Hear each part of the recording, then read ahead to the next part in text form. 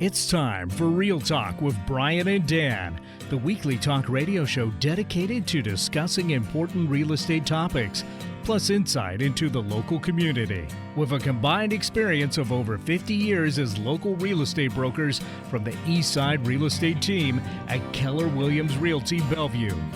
Here's your hosts, Brian Levitt and Dan Edwards. Well, good afternoon. Welcome to Real Talk with Brian and Dan on 1150 KKNW. It is Wednesday, September 25th. Happy first week of fall, Brian. Did you know it's fall officially? It is. Yeah. It's not like it a little early this year, but yeah. Hey, here no it is. Indian summer or anything like that. Yeah. Oh, that's all right. We'll do great. Hey, we appreciate everybody listening to our show. If you are interested, you can download our podcasts on all the spots where podcasts are casted. So iPodcast, ePodcast, BPodcast, TuneIn, all those, wherever they are. Wherever they're potted. Yeah. Do you use a podcast app, Brian? I do. Which one? I don't remember. I just clicked on podcast and go. Googled it and boom, clicked in there. Google has a podcast one that I like using. Nice. So, yeah. Anyhow, today we have a great show. We've got Mike Markert CPA with Mike Markert CPA and Grant Monson of Alterra Advisors. But, of course, before we get started with our guest, we've got some time for Real Talk. Yes, we do. Today we're going to discuss what new home buyers need to know about HOAs. That's homeowners associations. When searching for a home, you may end up selecting a property in a community with the homeowners association. Before you buy, it's important to know how an HOA works and what they mean for you. Simply put, an HOA ensures that your community looks its best and functions smoothly. Yeah, I think it's important, Brian, when, kind of going over the HOA portion of purchasing a home, is there are homes that are parts of HOAs and there are condos that are part of HOAs. Right. A little different on each one, right? Correct. The HOA is governed by a board nominated by those living in a neighborhood. It's designed to make sure that residents have support, structure. They maintain the value of the community while abiding by set guidelines like painting a home a certain color, right? That's one thing. Right. Making sure some HOAs will have lawn restrictions, like what you can do in the front. Mm-hmm. And so what we're talking about there, Brian, is the HOAs that are a part of a housing community. Right. How common would you say that is on the east side? I'd say it's pretty common. A lot of the older neighborhoods don't have them, or they've stopped functioning, which there's times when people just don't care anymore. Right. So where would somebody find out whether or not their house is in a HOA governed community? That's disclosed in the listing. So when we're showing buyers, we always tell them if there is an HOA that governs the property and if it's an active HOA. Right. So, now, is there a difference between HOA and CC&Rs or covenants? The CC&Rs are a governing document that explain the rules. You think of it as like the bylaws that, but CC&Rs, covenants, codes, and restrictions, pretty much outline what you can and can't do and what the consequences are. And HOAs vary so much. I've got a rental in an HOA that's super strict, which as an owner, I like because it really maintains the quality of the neighborhood. So what do you mean they're strict? Well, an example is if you leave your garbage can out overnight after it's picked up, you're going to get a letter. Fined. You're going to get fined if you don't correct it immediately. Oh, I see. And, personally, I wouldn't want to live there, but I like the fact that I've got a rental there that's really well maintained. There you go. Yeah. So it's about maintaining the value. Yeah. A lot of people are like, well, I want to buy a house. I want to do what I want to do wherever I want to do it. Right. Well, that's true in some cases, but people want to try and maintain some kind of congruency. Yeah. Well, and here's something, too, is as a buyer, you can request a copy of the HOA minutes and look and see, are they finding people? Because you can request records to know what the temperament is of the HOA. See if it's Machiavellian. Yeah. Did I say that word? That's a hard word to say. Yeah. Right? Because, sometimes you get into a place and maybe it's not the comfort level that you're with. Right. And, one way to definitely determine is through the HOA. So here's an interesting statistic, Brian, is according to a Realtor.com article, more and more people are becoming part of an HOA. It says since the 1970s, it was 1%. Now it's about 25% that are actually homes and people living in HOA communities. Yeah. Well, they do protect the quality of the neighborhood by having those guidelines. So there is a plus. But for me, it's like I have chickens, and most HOAs don't like people with having chickens? barnyards in their backyards. Well. And so I like living in a place where it's pretty low key. Yeah. But that also means that there's times when I've had neighbors that aren't maintaining their properties particularly well. Right. So tell me about the differences. So what about a condo with an HOA and the differences between various condos with HOAs? The unique thing with condos is you typically have common areas. Most single-family homes with HOAs, there might be very limited common area, but condos tend to have much more common area. Parking lots, entrances, clubhouses, swimming pools.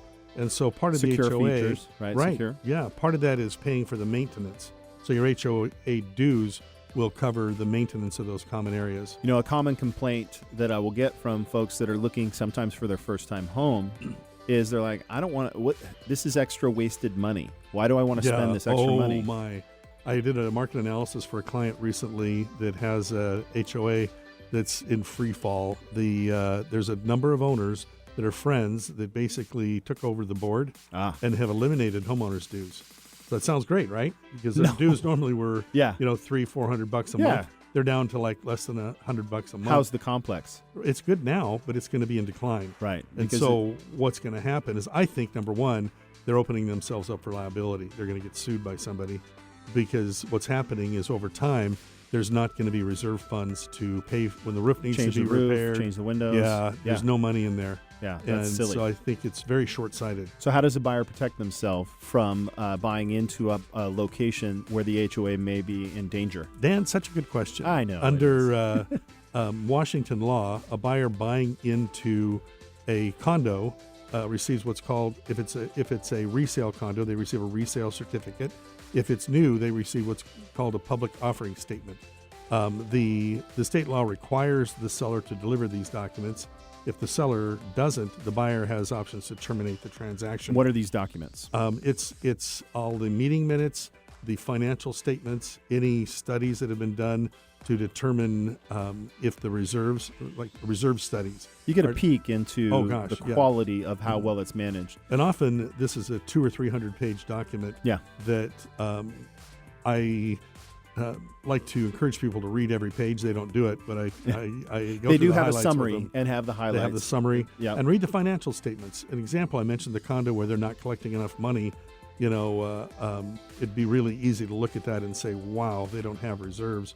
Healthy condo, often I'll see $200,000-300,000 in reserve accounts. Yeah, the way I like to think about the financial commitment for a buyer is they're getting the value in having a payment plan for future deferred maintenance. Right. That if you were owning a home, you'd be paying for garbage disposal, you'd be paying for the roof, the gutters when they needed it. Right. So you're kind of doing this in advance. Sometimes you recognize the value because you're going to stay in the place for years, and other times it's just future value that keeps that future value. So when it's time for the buyer to buy the property, it's going to be in good shape. And the consequence too is a seller in a poorly run HOA, a seller is often stuck with a huge assessment to catch up those funds. And trust me, buyers don't like paying for funds that should have been in the account already. Now, a buyer buying in a single-family type HOA can request all those documents as well. Yeah.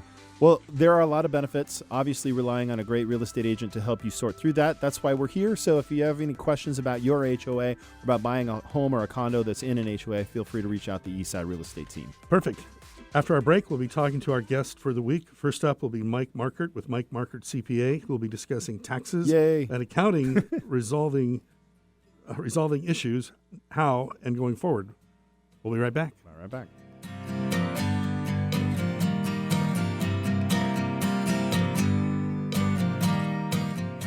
Not sure if now is the right time to sell? Worried you missed the market? The Eastside Real Estate team specializes in helping homeowners maximize their equity when selling. With our proven premier listing service, our clients have sold their homes for more money in less time than the competition. We know you have many choices when working with a real estate agent, but with the Eastside Real Estate team, you get a team of highly qualified, experienced agents. From staging to deciding if your property is market ready for top dollar. If you're considering selling, call the Eastside Real Estate team at 425-200-4093. Or check out our website at the eastsiderealestateteam.com, a subsidiary of Keller Williams Realty in Bellevue. Have you received an IRS notice assessing more taxes and penalties? Our firm resolves IRS notice issues. We will work with you and the IRS to resolve in a timely manner, avoiding further penalties and interest and/or bringing the matter to a close without penalties and interest. We have 360 degrees experience in this area, having been a CPA for over 25 years. Email us now at mike@markertcpa.com or call 425-445-2546. Our website is www.markertcpa.com. Bringing good vibes to the Puget Sound and the world. Alternative Talk 1150. Welcome back to the show. You're listening to Real Talk with Brian and Dan. I'm Brian. And I'm Dan. It's now time for our Mortgage Moment segment. During this segment, we get a quick update on the lending side of the home buying process. Today, we're talking to Michael Burdick, a loan consultant with Loan Depot who has been serving borrowers at a very high level for 10 years. Welcome back to the show, Michael. Hi, guys. How you doing? Doing good. So we talked about first-time home buyer options often, but how do people buy a new home when they have a home to sell? That is a good question, and it's probably one of the most common questions I get. And I know it's a topic you guys have probably discussed because you're always talking about, selling homes and buying homes. But looking at it on the mortgage side, we have to see what we can qualify people for. And, if they currently have a house and they want to buy another, we got to get creative sometimes and figure out how to do that. The easiest option is to sell first and then go rent something.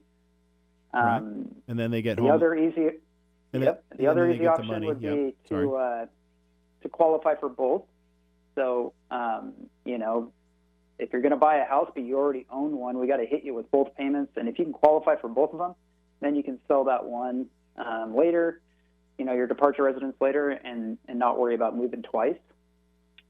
Now, how often do you get that scenario versus the first scenario where they sell to person? What would you say the percentage?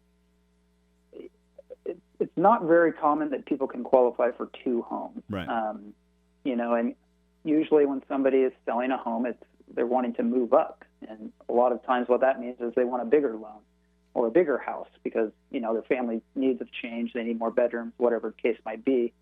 But sometimes, I do see it where you have maybe an older client that's lived in their house for a number of years, and maybe that house is close to paid off, and their mortgage is pretty small on it. So in that case, they can purchase a new home and qualify for both, and then sell that departure afterwards. And one thing that I really like, which is kind of an option that I've been pitching a lot for these people in this scenario, is once they've sold their house after closing of the new home, we can take those proceeds and apply it to their principal balance and do what's called a recast, where we're re-amortizing the payment on the new balance after putting the lump sum down. So it's not a refinance. They don't need an appraisal. It's just lowering that payment on the new balance. Okay, so recasting would be basically, in this scenario, it's because they sold the home, but can anybody recast a loan in a certain time period? It's a good question. It depends on the type of loan that we're doing. So this would be, the most common loans that are approved on doing this is a conventional loan. So if you're FHA, VA, jumbo loan, you're going to have to talk to your lender and see what options there are for it. Okay. But yeah, it's a good option for people that are in this kind of scenario, which is a lot of people.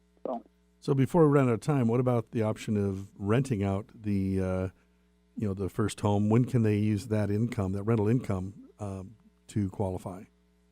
That is a very good point and a good question. So as long as we have a signed lease prior to closing on the new house, we can use that income, that rental income, to offset that mortgage payment. So that's a good option there. All of it, or just a percentage of it? Typically, they'll hit you with 25%, so you can use 75% as the vacancy factor. Yeah. Okay. Cool. And that's a way that somebody can kind of step into investment if they wanted to do it, if it makes good sense. Yep.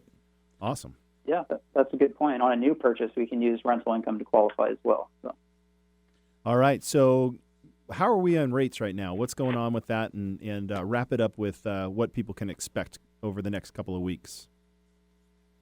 So, rates have kind of gone up a little bit, but they're still, very good. I mean, if you locked in a mortgage over the last 2 years, they're probably better than what you currently lock. Now, does that mean it's worth refinancing? It just depends on how high your current rate is. But if you were one of the lucky ones that locked in early July to mid-July, you got some of the best rates I've seen since I can remember really.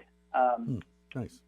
As far as where those rates are going to go, I mean, there's so much in the air. It's an election year. The trade wars. There's no crystal ball. So we'll see what happens in the next year, and they're either going to go up or go down. One of those. Awesome. So bottom line is, if you are curious about what's going on with your mortgage and whether or not you can qualify, reach out to Michael Burdick. We have another Michael in here, so it threw me. With Loan Depot, you can Google him. Mike, thanks for coming on today. Awesome. Thanks, guys.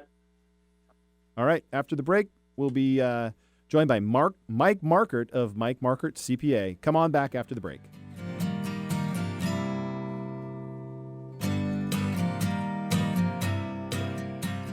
Did you know when you pay rent, you're actually paying someone else's mortgage? Are you tired of missing out on owning your own home? Fact: homeowners on average have 40 times the financial net worth of renters. The Eastside Real Estate Team has been helping many first-time home buyers find and buy their first home. They specialize in customer service and put you first. They listen first to what you're looking for, and then they take the time to make sure their clients understand every aspect of the home buying process. If owning a home has been your dream, the Eastside Real Estate Team can help you. For a free, no-hassle consultation, call 425-200-4093 or find them online at the eastsiderealestateteam.com, a subsidiary of Keller Williams Realty in Bellevue.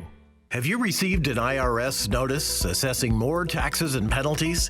Our firm resolves IRS notice issues. We will work with you and the IRS to resolve in a timely manner, avoiding further penalties and interest and/or bringing the matter to a close without penalties and interest. We have 360 degrees experience in this area, having been a CPA for over 25 years. Email us now at mike@markertcpa.com or call 425-445-2546. Our website is www.markertcpa.com. Like us on Facebook, facebook.com/1150KKNW. Welcome back to Real Talk with Brian and Dan on 1150 KKNW. I'm Brian. And I'm Dan, and our first guest today is Mike Markert with Mike Markert CPA. Mike provides personalized service and guidance in a wide range of financial and business needs, including tax management, CFO services, accounting, computer consulting, and financial planning related areas. His client base consists of privately held businesses and their owners, independent professionals, trusts, and individuals. Welcome to the show, Mike. Thanks a lot, Dan. Thanks for having me. No, I appreciate you coming on. We had a lot of questions, about CPAs. Brian and I get them all the time, so we've got a bunch of questions for you. But before we get into that, what are some of your hobbies and interests? What do you do when you're not crunching numbers or counting beans? You're not CPAing. Well, I'm writing my my golf score I love the golf. Okay. Yeah, trying to lower my handicap. You said writing your score, so that must mean you. Well, I always carry an eraser when I'm sure golfing. Sure you do. Yeah. Anyway, I like to golf and travel internationally and wine taste with friends. Wine taste with friends. Yes, I've tasted wine with you before. Delicious. Yeah. Where do you like to wine taste? What's your favorite region? I don't have a region. We belong to a number of wine companies. Clubs. Janik is a favorite. I'll put a plug in there, and JM Cellars. Nice. They're very good. So, Walla Walla, there's no bad wines in Walla Walla. Yeah. So I'd like to ask each guest to share with us a fond memory of the home that you grew up in. Ooh, so I grew up in Moorhead, Minnesota, across the river from Fargo, North Dakota. Remember the movie Fargo? Oh, unfortunately, the wood chipper, right? Yeah. Yeah. Okay, we all remember that. Yeah. So, a vivid memory of mine is in a winter storm, like 40 below, and we had single pane windows, and I could actually see the single pane window, vibrate back and forth in the storm. Anyway, I just remember Oh, it just wow. popped in by. That's a negative memory. A positive memory in the neighborhood. We had an empty lot down the street, and all the guys and some of the gals, we'd go over there and we'd make a ball field out of it. Play baseball. We'd cut, Nice. Yeah, we cut the grass and just like Iowa. Oh, that's If good. they old build days. Yeah, they will come. Yeah. That's awesome. Well, so we have, we kind of put this out there. We're going to have this tax expert CPA on the show, and so we put out some feelers, and so we got some really Got good some questions for you. Okay, so I hope you got your what is it, that visor on? Yeah, Right? Okay. I got it. It's green. It's green Green visor. visor. He does have a green visor. That's no joke. So when considering, there's a lot of liability. So let's say I've sold my primary residence. Do I have to pay capital gains? Well, it depends. That's what I always start Oh, out my with clients. It always depends.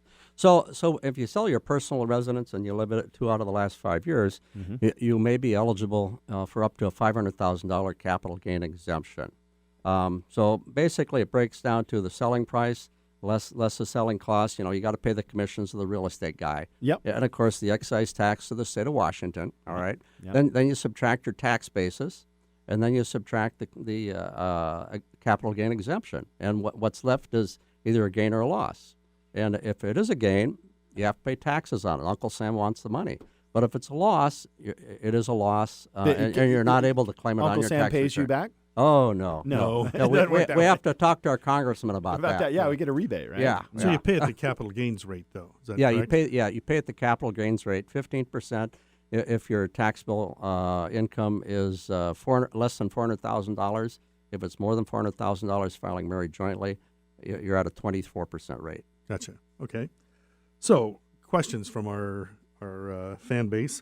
I sold my vacation home. Do I have a taxable capital gain? It depends. Depends. I knew. Good answer. Yeah. So give us some of the variables. Okay.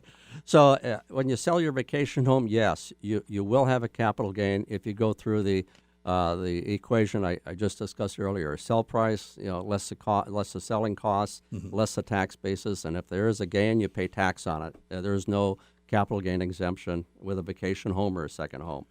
Now, if that were used as an income property at some level, would there be tax implications for that?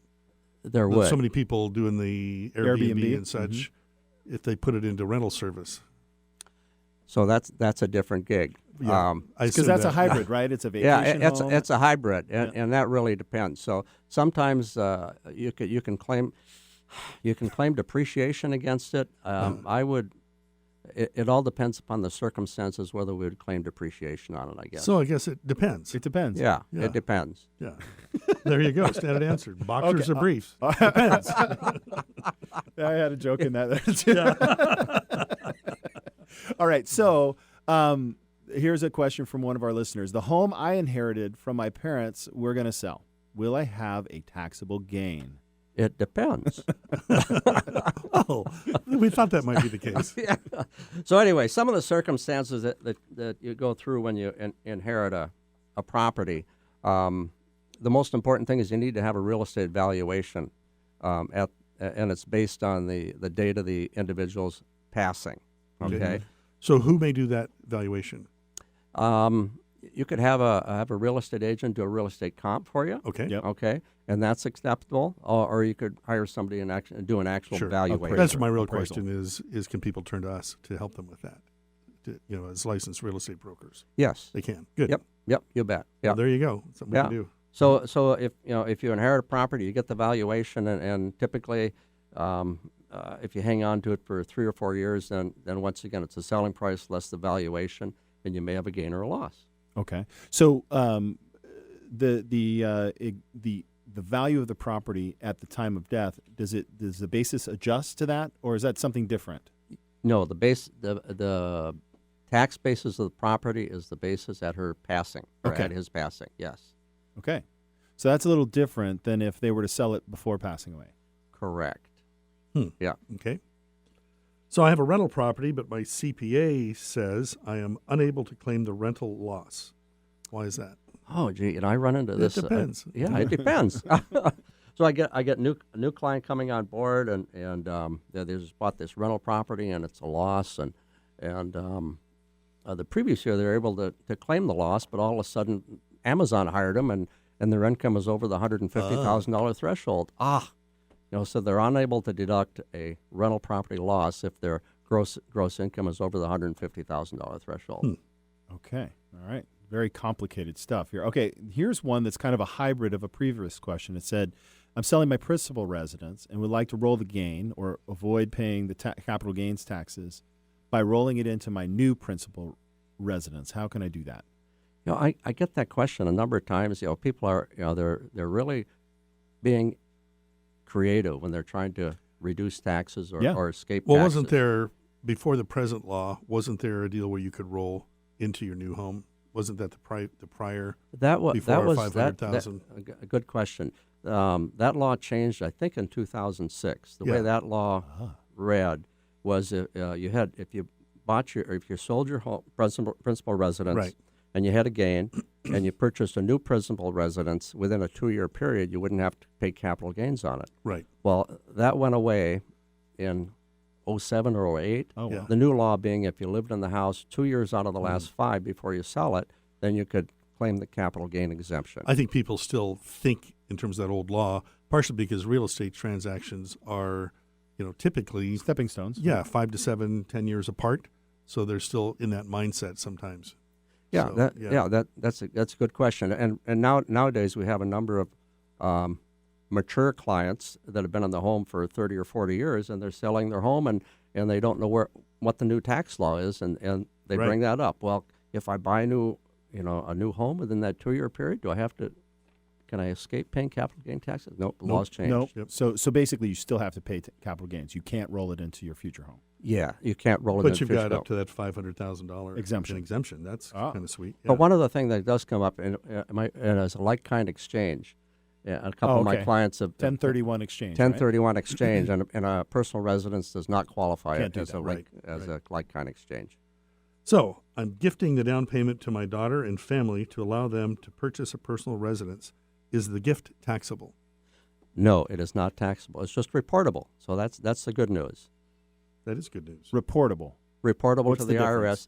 IRS if it's more than I see. $14,000 a year. You have to report to the IRS, but they just say okay, but not tax you on it. Not taxable. And Grant may expand on that, or Grant's the guy to talk to if it is a large gift. Okay. Because it may become taxable later.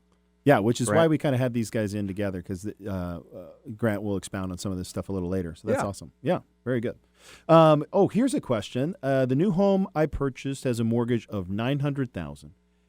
Is all the mortgage interest deductible? It depends. Oh my God! Really? Well, that's a surprise. So if the mortgage balance was $900,000 at the end of 2017. All the mortgage interest would be deductible in 2018 under the new tax laws. Okay. But if you purchased the home in 2018 and it had a mortgage value of $900,000, only $750,000 of the interest would be deductible, up to the $750,000. So anything before December 31st, 2017, anything before that is fully deductible, up to $1 million. $1 million. Very good. Okay. And then it went to $750,000. Then it went to $750,000. Okay. I see. So what is the rule to be able to deduct a rental loss if your income doesn't qualify and you're not a real estate professional? I guess that's an active versus passive question. Yeah, a little bit. Well, so if you're not a real estate professional, I go back to the previous question. If your gross income is over $150,000, then you're not going to be able to take that loss deduction. Mm-hmm. However, if you materially participate in the rental property, you can deduct the loss. But what does materially participate? Like walk in the front door? No. Make it better. You're in the daily decision process of renting it and dealing with the property. Okay. So that's material participating. That's kind of a good advantage for real estate agents. It is, isn't it? Yeah. Yeah. Some of us use that. Definitely. All right. What other questions do I have? We have a few minutes left. Okay, here's one. Do I have to file a state tax return for rental property outside of the state of Washington? Yeah. Yes, there's no getting around it. In the state of Oregon, if you have a rental property in the state of Oregon or the state of Idaho or the state of California, or you live in Washington, you have to file a state return.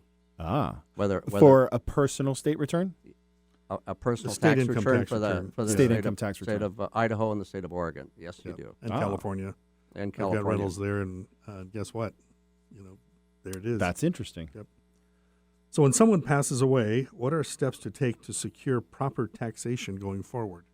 Well, the first step is the valuation of the assets. Now we talked about Right. that earlier. Typically the most valuable asset of somebody passing away is their house, their personal residence. Mm-hmm. So you should get a valuation on that as soon as possible, so that they get a stepped up basis, which is what we talked about before, to the valuation of the date of death. So and if there are stocks involved, the broker would be able to handle that and take a stepped up basis to the date of death. That stepped up So basis is a big deal. it is a big deal. Especially in this market with the high appreciation we've had. That is huge. Yeah. Yeah. And one reason why, I've discussed this in tax planning with a number of clients. So a client wants to gift some property assets, typically a house or rental house, before she passes away. Mm-hmm. Well, if that happens, then Yep. the sibling will get the basis of the owner of the Right. donor, Right.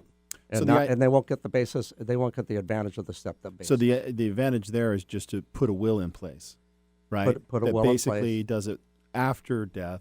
That way they take advantage of the positive outcome there with regards to the basis adjustment. Yes. So to make this crystal clear for our listeners, or at least I hope so, I had a recent transaction, Bellevue. The parents paid $37,000 and waited till they passed. The new basis was $750,000. So if I'm understanding this correctly, if they had deeded the property to the family, to the kids, at the 37 value, they would owe taxes on the difference, the 37 versus the 750, versus waiting till after they pass. So there's no capital gains, or little. Very little. Is that Correct. If I understood. So if they took possession of the property after they passed, right? the tax basis would be $750,000. So that would virtually eliminate that capital gain versus Yes. deeding it to them. Well, yes and no. It depends. Okay, I'm not surprised. And this, you guys know the market. Yeah. So Right. let's say that house, they hold on to it for, let's say 1 year, and they sell it. They sell it for $1 million. Right. Oh, Okay. sure. Yeah. So They're then going you to got pay a potential between the $750. Well, this Yes. situation, they $250,000 potential capital gain. took possession of the home, immediately turned around and sold it. Yeah. And so there that probably established- no capital gain. Yeah. Well, right. Mike, we have many, many more questions. And here's what I love about this conversation, and I hope our listeners get an opportunity. If you have any questions, Mike is somebody that I've known for many years, 8, 9, 10 years, I think. Yeah. And I've always gotten great feedback from anybody I referred him to. He does my own taxes. He does my corporate taxes. And very insightful, right? I mean, to be able to have these questions and we're rapid firing and you boom, right there. So that's about all the time we have for that segment. But thank you for coming in, Mike. Thank you very much, Dan and Brian. After the break, we have in studio Grant Monson with Alterra Advisors, who will be discussing how your wealth matters.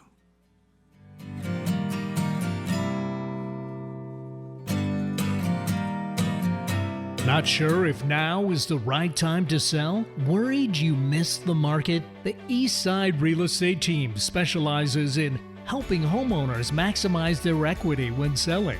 With our proven premier listing service, our clients have sold their homes for more money in less time than the competition. We know you have many choices when working with a real estate agent, but with the Eastside Real Estate Team, you get a team of highly qualified, experienced agents. From staging to deciding if your property is market ready for top dollar. If you're considering selling, call the Eastside Real Estate Team at 425-200-4093. Or check out our website at the eastsiderealestateteam.com, a subsidiary of Keller Williams Realty in Bellevue. Have you ever had the feeling that home repairs are taking over your life? With our busy schedules, it's easy to feel overwhelmed. There are many things that can go wrong with the home, and often. They seem to happen at once. When home ownership starts to feel unmanageable, that's the time to reach out for help. It's definitely not the time to ignore issues or perform a half-hearted fix. That only results in larger repair costs down the road. Take action to protect your home by contacting Done to Spec. They work closely with homeowners to explore issues, identify solutions, and correct problems before they snowball into something bigger. You can find them online at donetospec.com, and they're available by phone at 425-996-9559. That's 425-996-9559. Done to Spec. Prompt, reliable, professional. Ever dreamt of creating a custom piece of jewelry but don't know where to start? Do you have out-of-date, broken, or inherited jewelry you never wear? Maybe you're planning to pop the question but feel overwhelmed with options. No matter your dilemma, experience the difference of working with a personal jeweler at Dynamic Designs. Bring us your ideas, inspirations, or even your old jewelry to restore or repurpose. We work with your style and budget to create a design that you will cherish forever. We carry a vast selection of men's and women's jewelry. Check out Dynamic Design's countless 5-star reviews to see why customers prefer our concierge service in a relaxed Kirkland showroom. Call today for a free consultation, 425-827-7722. Let Dynamic Designs help you create jewelry memories that last a lifetime. Giving local voices a chance to shine. Alternative Talk 1150. Welcome back to Real Talk with Brian and Dan on 1150 KKNW. I'm Brian. And I'm Dan. Our next guest is Grant Monson with Alterra Advisors. Grant grew up on a working wheat farm in eastern Washington. Today, he credits his family, who still manage the farm, for preparing him to build a business serving others. His vision to lead Alterra is built on relentless dedication to the success of his clients and the team, his extended family. Grant earned a bachelor's degree in business and a master's in economics at Washington State University and is a certified financial planner. He launched his own financial advising practice over a decade ago. An entrepreneurial quest has become one of the most impactful things in Grant's life. He loves coordinating the complex financial lives of families and business owners, bringing a depth of understanding that is rooted in his family's own experience. Welcome to the show, Grant. Hey, thanks for having me, guys. Hey, thank you for being here, and tell us a bit about yourself. What do you do for hobbies? What do you do for fun? Oh, man. So I would say if I sectioned it off, my winter hobby is definitely focused more on skiing. Nice. And then when the snow melts, my most recent hobby that I took up this year was mountain biking, and that's been a pretty great quest. And I've realized that if you're going to live in the Northwest, it's something you should really consider. It's a vast playland out there that's lots of trails. Where do you like Absolutely. to go? Yeah. Usually out in the Fall City and Snoqualmie area. Duthie Hill is out there, right? Yeah, Duthie Hill's out there, and Raging River, and there's a lot of good stuff out there, and it's pretty amazing. So tell me, Grant, how does a football team score over 60 points yet still lose a game? Yeah, inquiring minds. Sorry, I had to stick that in there, but oh my goodness, I turned off. I watched the show. I came back. I was like, wait a minute, they're going to lose this game. I'm so sorry. Yeah, no, I got nothing to say there. That is the true definition of couging it. Couging it. I mean, they are leading the world in couging it. If you need just go back and watch Saturday's game. It might take, I think that was like a 4 or 5 hour game. It was incredible. All right. Enough about giving you a hard time. Sorry about that. So this is a show about homes, and we like to ask about fond memories growing up. So if you could share something you remember from your childhood. Okay, so I grew up in a metropolis of Dusty, Washington. Yeah. Dusty. This is a junction. That's the name of the That's town? a real place? This is a real place. Dusty? Oh, wow. Dusty. This is a real place. So we thought you were joking. Like no, it was Dusty. no. This is a junction that many of you have driven through, but if you blinked, you'd miss it. There's a couple homes and an old co-op there. And it does live up to its name. It's extremely dirty.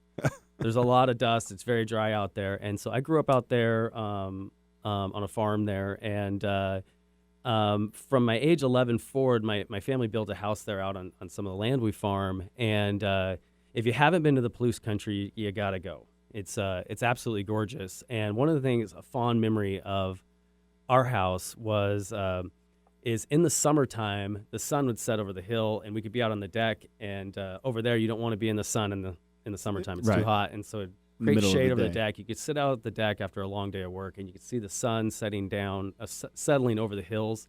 They're bright golden color. and the smell of like harvest and all that stuff. There's nothing like it. Yeah. And that's just a fond memory. That's pretty cool. That's great. That's awesome. So Alterra offers a wide array of financial planning services, wealth management, business and insurance planning, legacy planning, and more. What would you say is the common thread that creates the most value for your clients? Yes, I would say there's a couple things. One would be beginning with the end in mind. I think that's really important in mapping out and managing one's finances, is knowing where you're going. You wouldn't want to get on a plane and head over to New York today if you knew the pilot had no flight plan.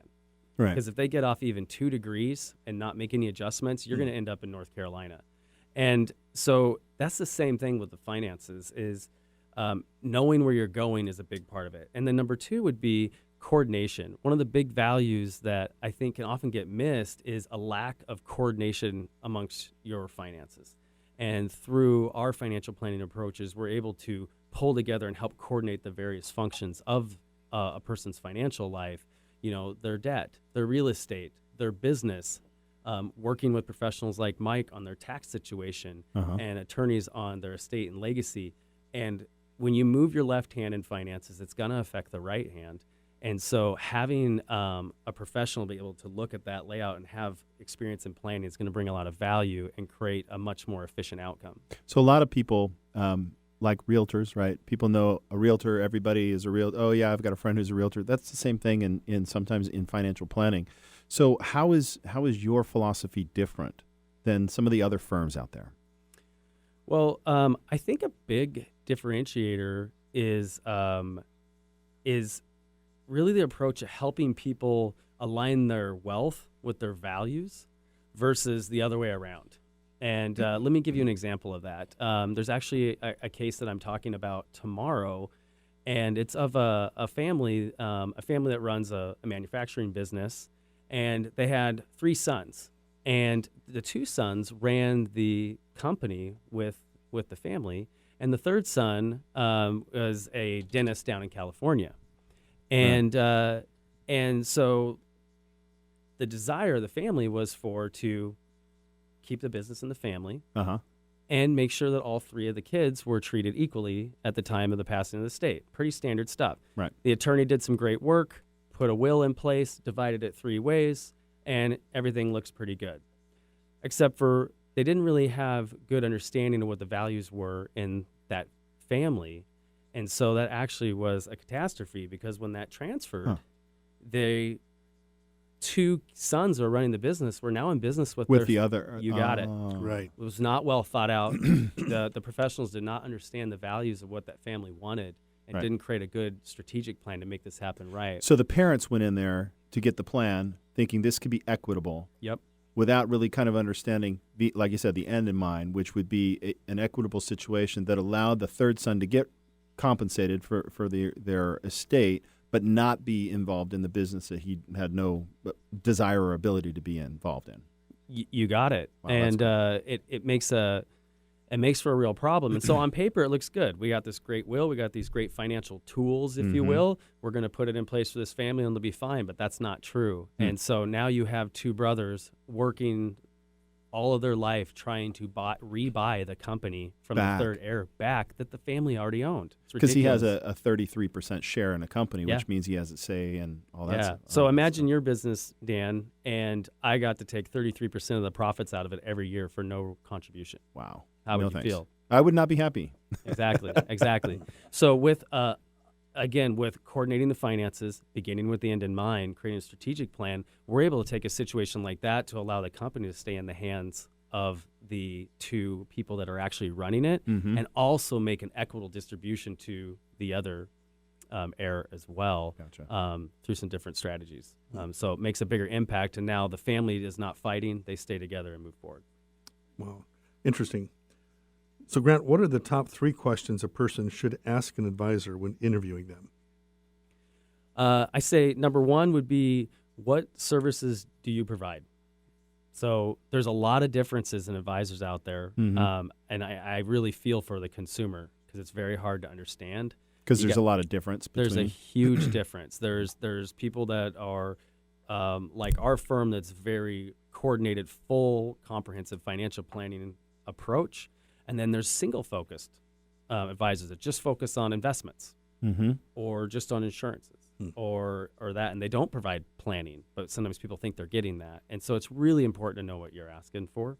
Number two is you got to know how do you get paid? How do we pay you? So advisors can be paid for fees for consulting, fees for managing wealth, and they also, depending on their structure, can have commissions from different insurance products or things like that. And there needs to be a lot of transparency and understanding so you know how they're being compensated. Cool. What about, everybody's talking about how volatile the stock market is today. Talks about a recession. We've had conversations on here where we think things might be headed or not. What should investors be expecting? So we're late in the market cycle. Market cycles are normal, believe it or not, and I'll even say recessions are normal. So we're late in the market cycle. Things are mature. So we are not in a recession. There's been a lot of stuff in the media about that lately, and that's confusing and misleading right now. A recession is defined as having 2 quarters of negative GDP or gross domestic product. That's it? Yep. 2 quarters. 2 quarters, 2 calendar quarters. So that doesn't feel like a recession, right? If we go back and think about the Great Recession, I guess we can call it that or not. That was many years. Yes, or was it? But I don't know. But yeah. So it can go longer, but it doesn't get defined as that until you hit 2 quarters, 6 months of a negative GDP. Negative GDP. So GDP is running around 2% plus right now. We've been almost to 3 last year. So that's not happening. That's misleading. What we did see, though, is we have some indicators, and I would say that you'd be described as headwinds that are going to start maybe pushing back. Inverted yield curve? Is that the... So inverted yield curve, that was a big scare here a couple weeks ago or in mid-August. That's an indicator. That does not mean we're in a recession, but it can be an indicator of something to come. We're seeing corporate profit rates getting lower, so companies aren't producing as much earnings. So, again, it's that maturing of the cycle. And there's some issues overseas in Europe and things like that. So we have some headwinds and some risks of building. So I'd say recession risk is rising, but it's definitely we're definitely not there yet. What's the difference between a downturn and a recession? A downturn in like the stock market or a downturn in the economy? Well, I mean, things are talked in boom or recession, right? Isn't there a third in between? I mean, you're either booming or you're busting. Is that really the terminology that we have out there?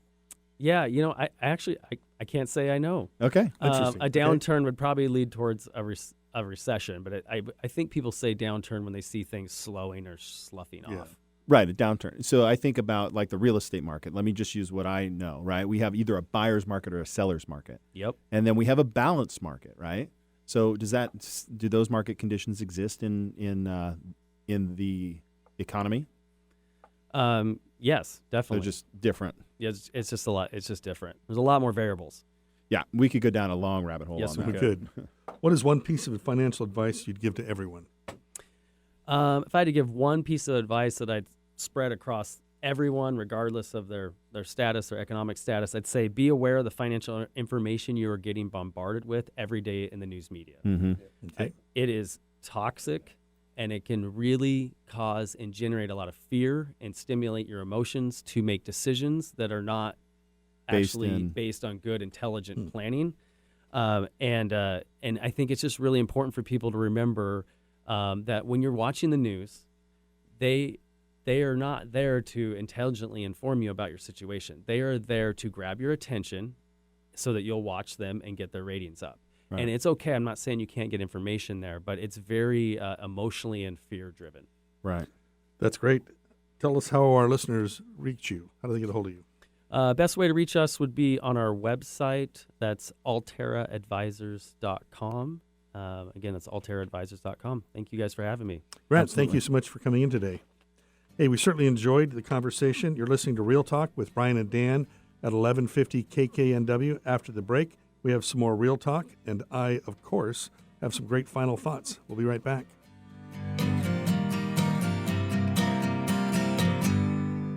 Did you know when you pay rent, you're actually paying someone else's mortgage? Are you tired of missing out on owning your own home? Fact. Homeowners on average have 40 times the financial net worth of renters. The Eastside Real Estate Team has been helping many first-time homebuyers find and buy their first home. They specialize in customer service and put you first. They listen first to what you're looking for, and then they take the time to make sure their clients understand every aspect of the home buying process. If owning a home has been your dream, the Eastside Real Estate Team can help you. For a free, no-hassle consultation, call 425-200-4093 or find them online at the eastsiderealestateteam.com, a subsidiary of Keller Williams Realty in Bellevue.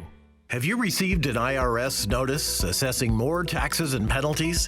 Our firm resolves IRS notice issues. We will work with you and the IRS to resolve in a timely manner, avoiding further penalties and interest and/or bringing the matter to a close without penalties and interest. We have 360 degrees experience in this area, having been a CPA for over 25 years. Email us now at mike@markertcpa.com or call 425-445-2546. Our website is www.markertcpa.com. Get inspired every hour right here on Alternative Talk 1150. Welcome back to Real Talk. Mike, is your website Mike Markert CPA or just Markert CPA? Markert CPA. Oh, okay. I didn't know that. Jeez, I always go to the other one. I'm sorry. I'm just joking. Just joking. Hey, great show. We've had some fantastic guests, but we do have some final thoughts, Brian. So I wanted to circle back on one thing about HOAs. As most of you know, I've been doing this for, 38 years plus. So far, so good.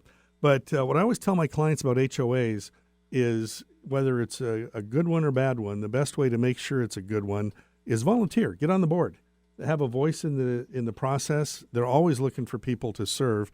And it's a good way to meet your neighbors. And if you're on the board, it's a little hard to complain about how it's run. Yeah, so, that's true. In my experience, every single client that's taken that advice has been very, very happy with their HOAs, and some who have not so much. So it's always about being part of the solution. Yeah. Yeah. So anyway, Grant, you are an Eastside Real Estate Team client, are you not? Yes, that's correct. Would you mind telling us briefly about your experience? Yeah, absolutely. I think I've worked with the Eastside Real Estate Team for over 10 years on several transactions that we've made. There's a lot of good realtors out there, I would say. And I think there's also a lot of my realtor is my dad's best friend type of situation, or my brother got into real estate. And I think that's, I think that's unfortunate sometimes for the real estate industry because people don't know how to tell the difference of what's going on, and they think it's something about someone just showing home. So the reason I bring that up is working with the Eastside Real Estate Team is one is getting a higher level of service with people. Dan, who leads the team here, is very experienced. One of the top reasons that I work with them is his ability to understand the market and negotiate. And I think that's something that's overlooked a lot. What's going into that contract? How is it being presented? How to talk back and forth to the other agents in the transaction is really where they're worth their weight in gold. And I think that's really valuable. And so I encourage anybody to really pay attention to who they're hiring and what they're getting for that. And maybe it shouldn't just be someone you just met that got into business. That's great. Thank you. Hey, and we're talking a lot of gold here. Yeah. So. All right. So as we end the show, hopefully you all enjoyed the Kirkland Oktoberfest last weekend. This weekend we've got for the kiddies or adults, doesn't matter. But if you like to have a pumpkin sitting on your front doorstep for the next month, maybe it gets moldy by the 31st, go out this weekend. I don't think they'll get moldy because they're probably quality pumpkins here. Novelty Hill Farm, located in Duval. The Pickering family owned and operated Novelty Hill Farm since 1884. Originally a dairy farm, they now produce pumpkins, hay, and a variety of vegetables. So celebrate this fall season with family fun. Enjoy pumpkin patch, hay maze, trike track. Okay, Brian, for you, the trike track. Corn cribbers, farm critters, and yummy snacks. Novelty Hill Farms starts this September 28th. There's lots of other great U-Pick pumpkin patches. Look them up. Should be fun. Get a pumpkin. Good. So that concludes our show for this week. I want to especially thank our guests, Mike and Grant. Thanks, guys. Taking the time to come in today and speak with us. Mm-hmm. It was a great show. Thank you all for listening, and we'll be back for another great show next week. Until then. The hay's in the barn. The hay's in the barn? Yeah. Frost on the pumpkin. Frost is on the pumpkin.